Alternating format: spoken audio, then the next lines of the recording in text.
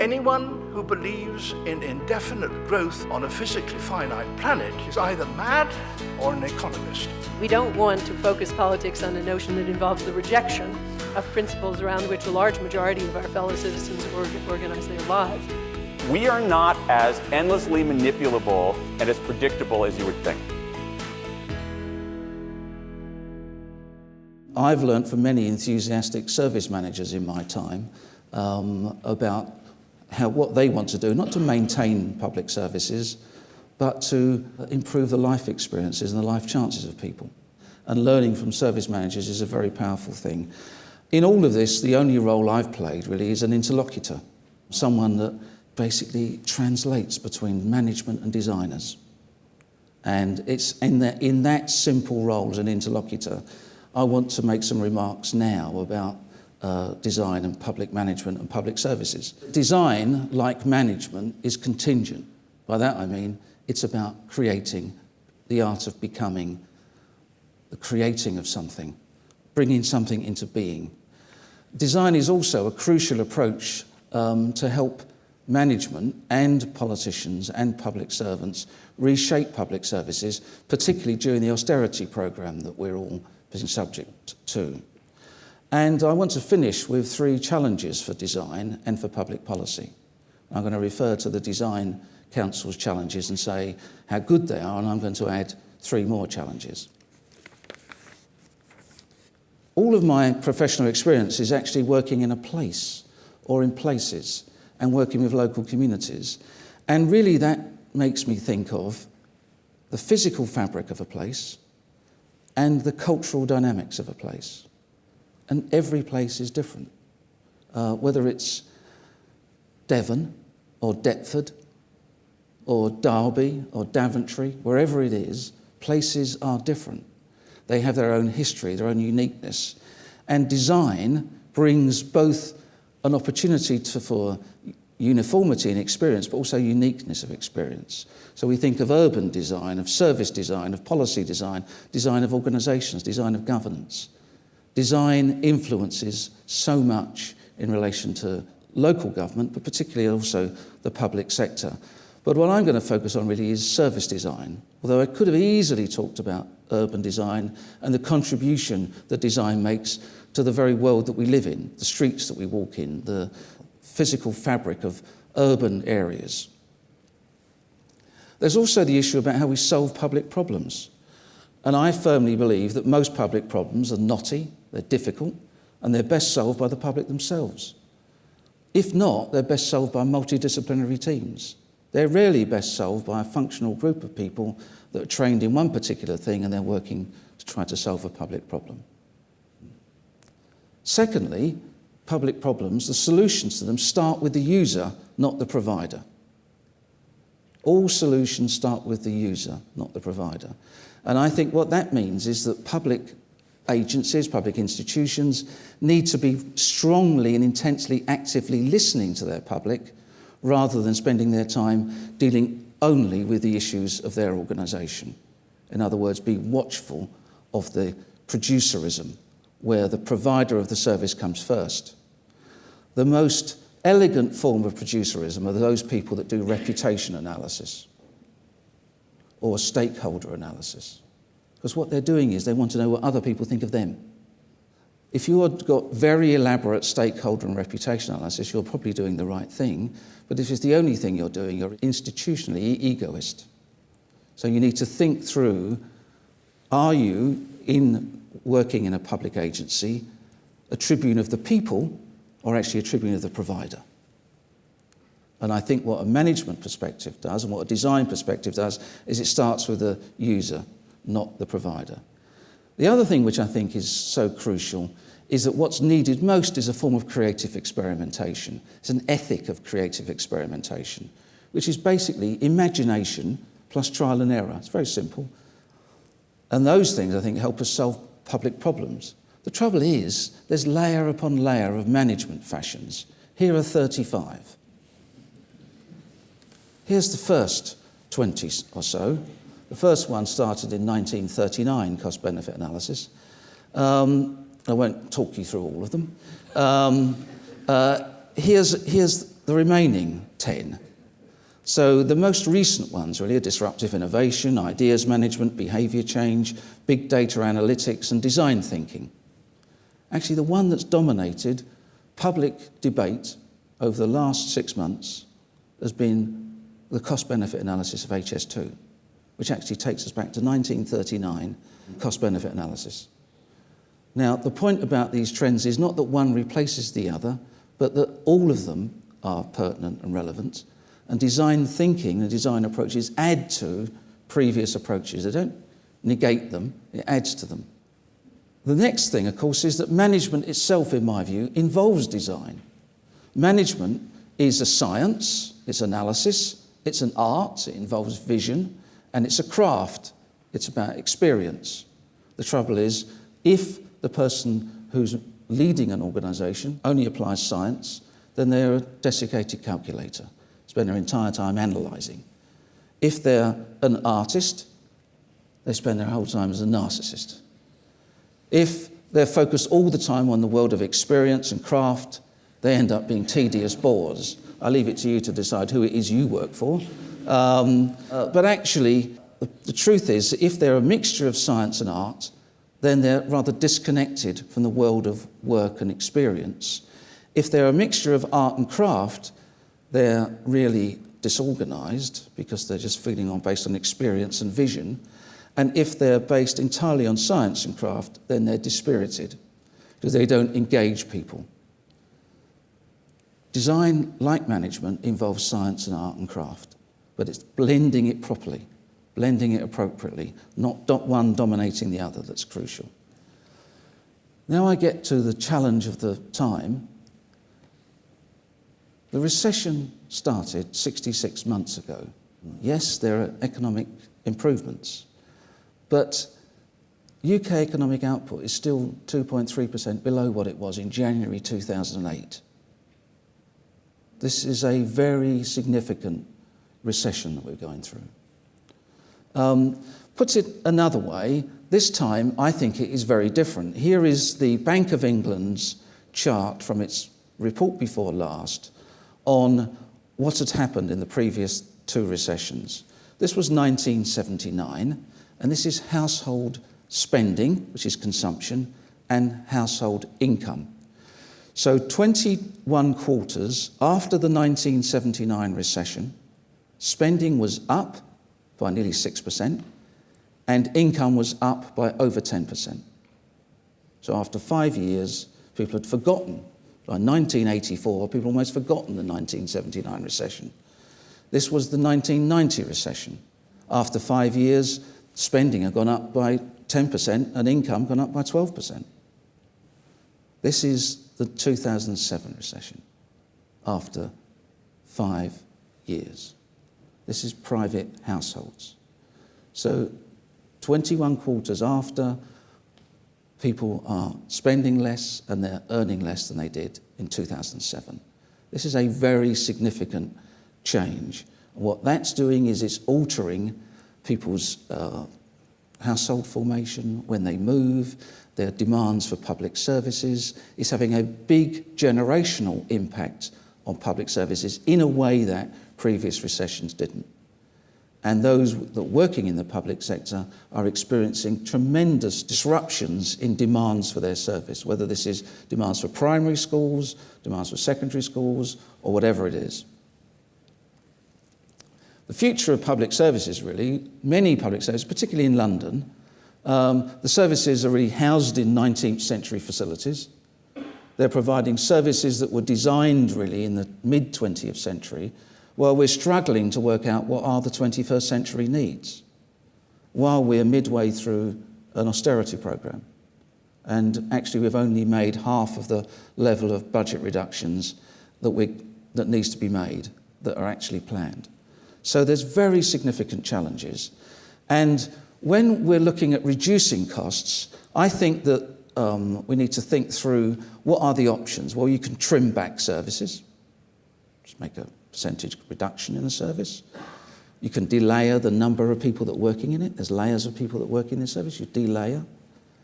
You can merge different functions and therefore merge your management overhead. or have people working used to be working 4 locations in 1 location to rationalise. You can share services or share the purchase of services with others. You can make more saving by boosting productivity, perhaps even than by sharing service. You can buy services with other people. You can have a better supply chain. Design your supply chain better to reduce your cost by 10%. You're actually saving much more money by getting people to demand your service less. So better demand management probably has a bigger payoff than smarter supply management. But what has a bigger payoff than that is radical redesign of services. In my view, the radical redesign of services, repurposing services for the next century, is the way that we need to be thinking through. The consequences of bad design is, we all know it because we experience it, whether it's in the private sector or the public sector. Things are too complex, they're rather calculated, you've got to work it out. It's sort of low worth, it's quite cold, low trust, it's inefficient.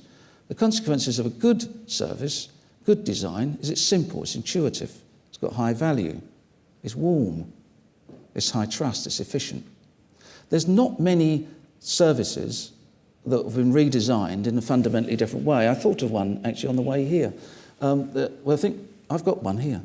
It's called the Oyster Card.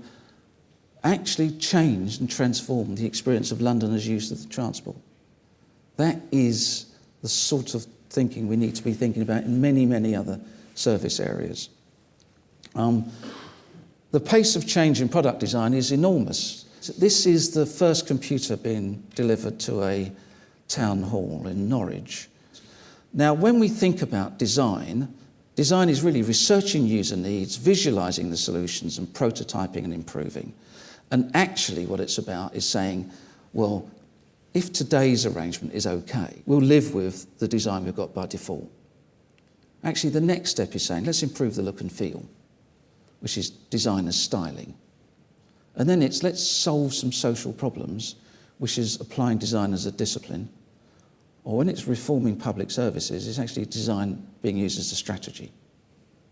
And design really has possible potential contributions across that entire range, from improving look and feel, which is important, to solving social problems, to actually being used as a strategy for public service.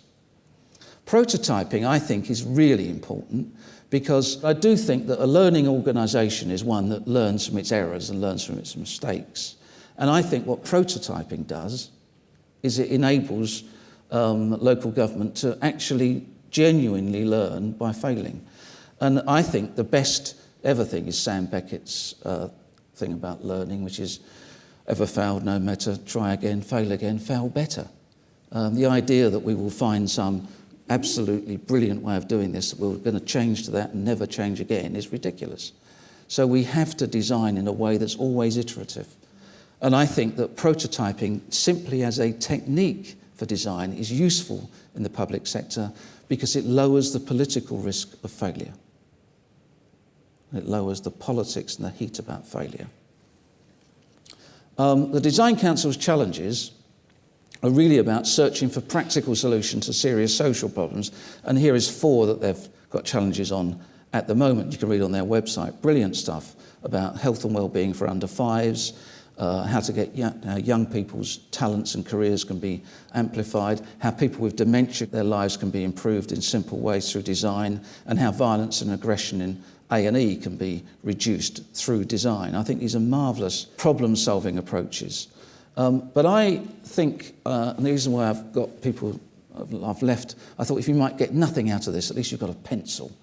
You know, if you listen to this bloke, you've taken a pencil home. And the point about this, there is a point of the pencil, and that is it demonstrates the whole idea of utility. Functional utility is how does it work or does it work? Emotional utility is how does it make me feel? Social utility is how does it make me look? Now, if I've got a Mont Blanc pencil, this is socially useful because it makes me look rather crass and vulgar. So I've got a ridiculously expensive pencil.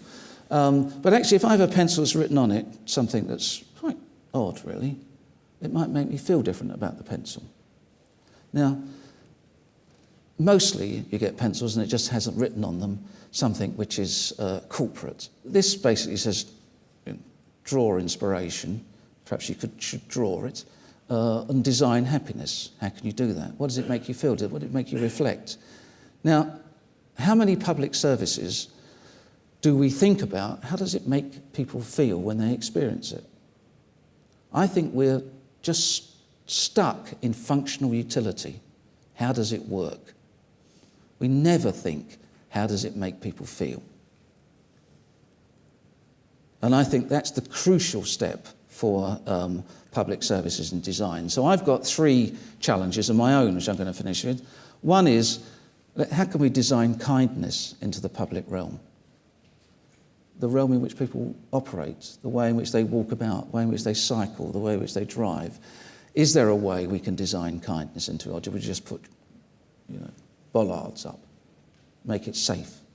Or are we actually about trying to make people feel differently when they're doing things? This is and then, of course, there's how do we design contribution into public services? People think they contribute through their taxes, and that then makes them entitled to services. I think that sense of entitlement is changing. We need to think about the contribution that people are making to their community that they're living in. How do we design a sense of contribution into our services? And finally, a challenge, how do we design participation into democracy? We're spending a lot of public resources being spent designing security and integrity into voting.